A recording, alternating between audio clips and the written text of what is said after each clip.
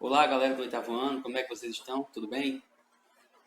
Para quem ainda não me conhece, algum aluno novato, né, eu me chamo Valdir Macário, sou professor de História e de Artes nessa turma.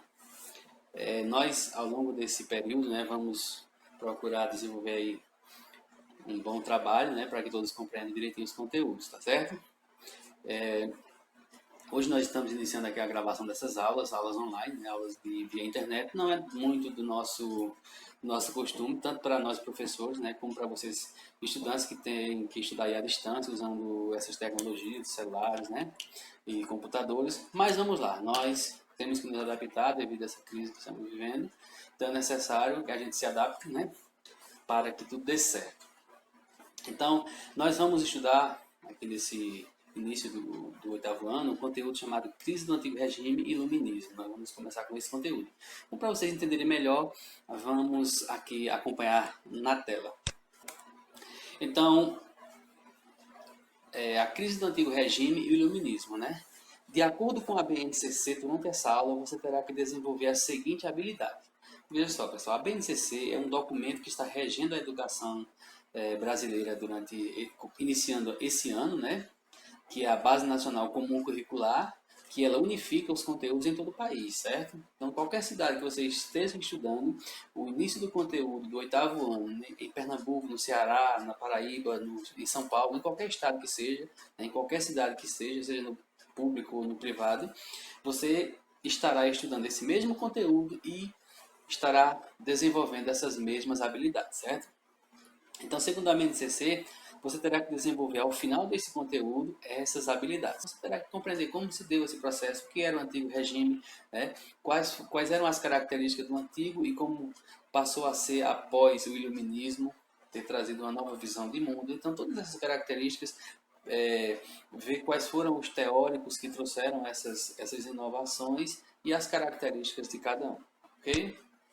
Então veja só, crise do antigo regime e iluminismo. A definição, né, do movimento do iluminismo, que é o que a gente vai estudar posteriormente, a gente vai conhecer primeiro o antigo regime, uma breve explanação sobre o antigo regime, e a gente depois vai entrar de fato no iluminismo. Então a definição do iluminismo é o seguinte: foi um movimento filosófico, intelectual e científico que contrariou as bases do antigo regime. Então tudo que vinha sendo praticado no antigo regime, o iluminismo veio para contrariar e derrubar, né, quebrar esse antigo regime que estava vigorando na Europa do século XVIII, né?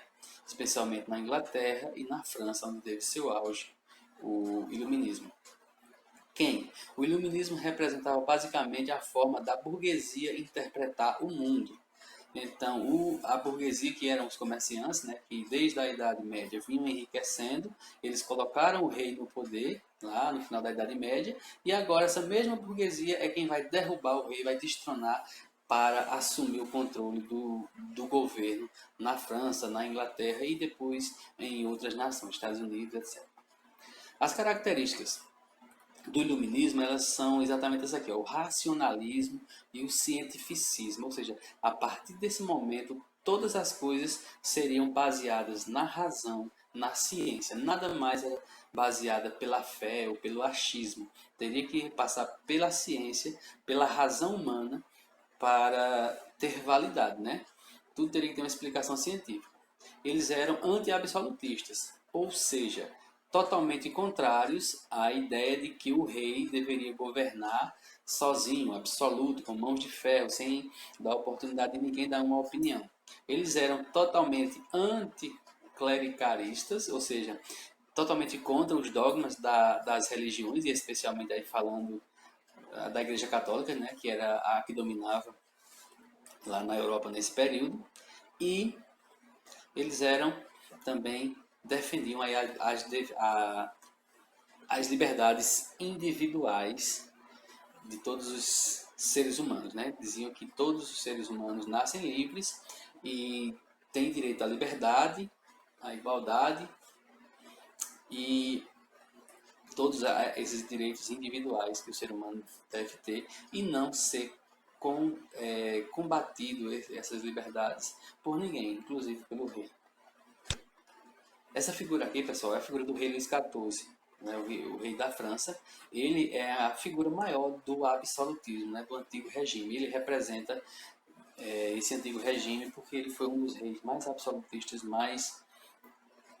que mais colocaram em prática as ideias do absolutismo, certo?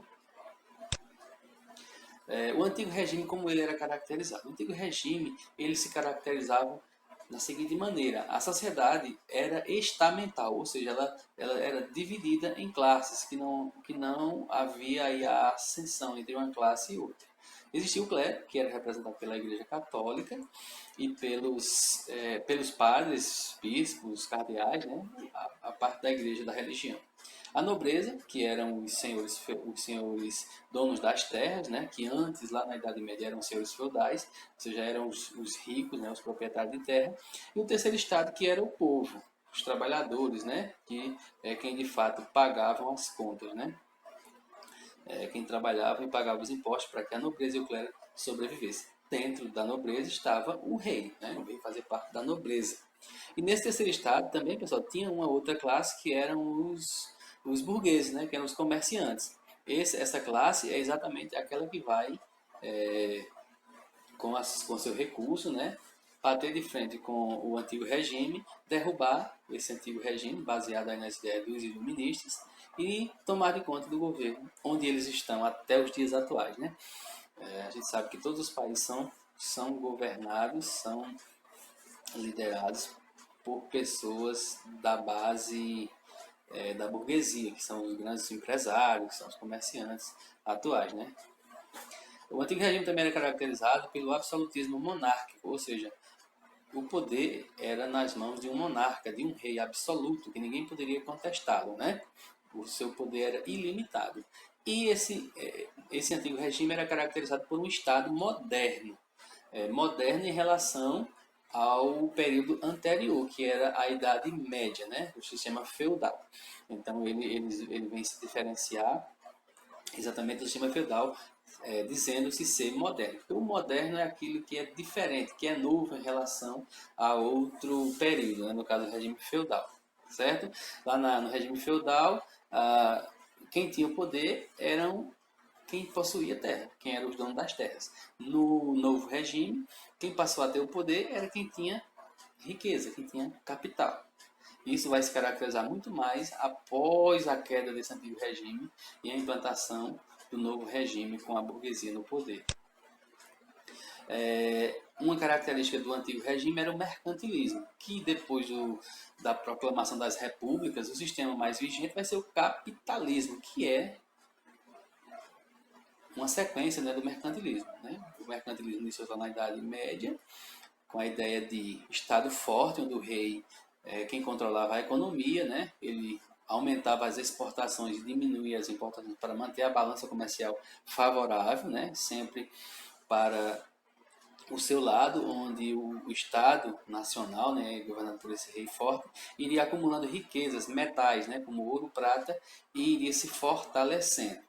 Para isso, ele aumentava aí as taxas alfandegárias, ou seja, para que os produtos vindos de outras nações pagassem altas taxas de impostos e chegassem à sua nação mais cara. Então, era preferível comprar produtos que estivessem dentro da sua nação. Isso fazia com que a economia local se tornasse muito mais forte, tá certo?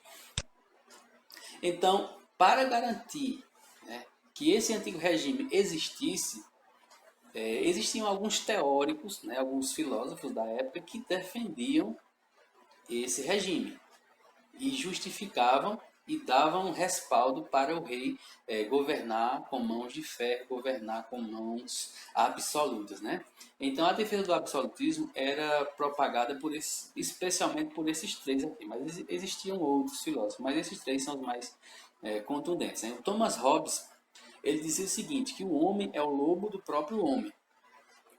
O poder absoluto com a condição necessária para a paz e o progresso. Então, o Hobbes vem dizer que se não existir um governo, não existir um poder de um rei absoluto para governar a nação, os homens, eles se autodestroem, né? O homem é o lobo do próprio homem. Então, tem que ter um rei para governar, para limitar a ação dos homens, para vamos dizer assim, controlar a ação dos homens. Então, para Thomas Hobbes, o rei absolutista ele era necessário para controlar a nação, senão a nação ela se autodestruiria, um iria matando o outro. Então, justificando que era necessário ter um poder absoluto, o Thomas Hobbes dizia que o rei era preciso, né? Então, o rei já se garantia aí com essa ideia de Thomas Hobbes. Aí vem uma outra ideia aqui do Jacques Bossuet. Ele vem dizer que o poder absoluto do rei é um direito divino, né? Então, essa talvez seja a maior justificativa para o rei governar com mãos de ferro. Dizia-se que o poder do rei não era dado por nenhum homem, era vindo direto de Deus. Então significava que o rei e seus filhos, né, seus descendentes, eles seriam indicados diretamente por Deus para governar. Logo, se você é indicado por Deus, então você não pode ser contestado. Você tem que governar, né? E tudo que você fizer, todo mundo tem que aceitar, porque ninguém vai contestar Deus, né? Isso era uma justificativa pela religião. E isso dava muito poder ao rei, que podia fazer aquilo que ele bem entendesse, sem ter medo de ninguém, porque ninguém podia contestá-lo, né? Tinha que obedecer, porque ele só deveria aqui, ó, obediência a Deus, né? Somente Deus podia julgar. E esse outro filósofo da época, né? Esse teórico chamado Nicolau Maquiavel, dizia que o monarca deveria exercer indiscriminadamente seu poder, usando até mesmo de hipocrisia, astúcia, fraude, crime e violência para zelar pela economia ou pela segurança do Estado. Somente um rei dotado de poderes absolutos poderia superar as divisões e divergências políticas e construir um Estado unificado e centralizado. Então, Nicolau Maquiavel vem justificar o poder do rei absoluto, dizendo, olha, que para ele se manter no poder, o rei ele pode fazer o que ele quiser, desde que seja para o bem do Estado. Ele pode agir com hipocrisia, com fraude, com crime, com violência, para manter a ordem do Estado Nacional, onde ele é o rei absoluto. Então, esses três, né, aqui vêm justificar o poder absoluto do rei, tá certo? Então, nas aulas seguintes, pessoal, a gente vai ver exatamente o contraponto desse antigo regime, que são os filósofos que vêm contestar todas essas questões aqui, ó, do poder divino do rei, que o rei não poderia ser absoluto, que ele deveria ter menos poderes, né? A gente vai ver isso nas aulas seguintes, tá certo? Então, agora, a partir de agora, eu vou passar aqui uma atividade, né? Vocês vão acompanhar aí a atividade que eu vou passar, vocês vão responder, depois vocês vão encaminhar para mim pelo WhatsApp aí no privado, para vocês tirarem as dúvidas também. Além da atividade, eu vou também deixar disponibilizado aí um texto, né, um texto complementar, para que vocês possam lê-lo, né, baseado nessas explicações, ler o texto e responder as questões, certo? Então vamos lá.